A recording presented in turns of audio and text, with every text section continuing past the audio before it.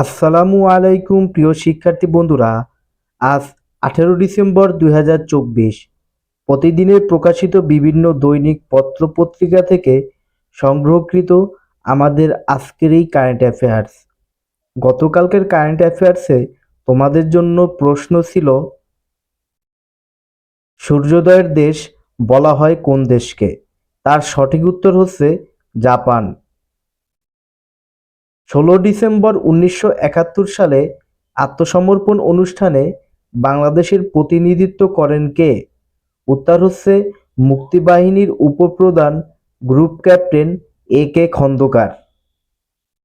December মাসের প্রথম 14 দিনে দেশে রেমিটেন্স এসেছে কত মার্কিন ডলার? উত্তর হচ্ছে 138 কোটি 13 লাখ মার্কিন dollar. Swatch of no ground খাতটি কোথায় অবস্থিত? উত্তর হচ্ছে বঙ্গোপসাগরে দুবলারচর দ্বীপের কাছাকাছি অবস্থিত।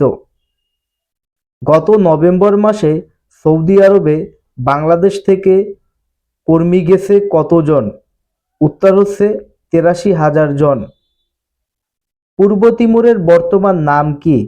উত্তর হচ্ছে তিমুর লিস্তে। তুরস্কের বার্তা সংস্থার নাম কি? উত্তর হচ্ছে আনাদোলু।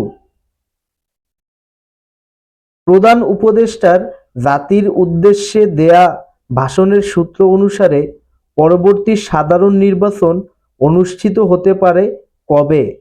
উত্তর হচ্ছে 2025-এর শেষার্ধ থেকে 2026-এর প্রথমার্ধ এর মধ্যে। 6টি সংস্কার কমিশনের চেয়ারম্যানদের নিয়ে গঠিত হবে কি? উত্তর হচ্ছে জাতীয় ঐকমত্য কমিশন। চলতি 2024-25 অর্থবছরের বাজেটে মোট প্রকল্প বরাদ্দ রয়েছে কত টাকা?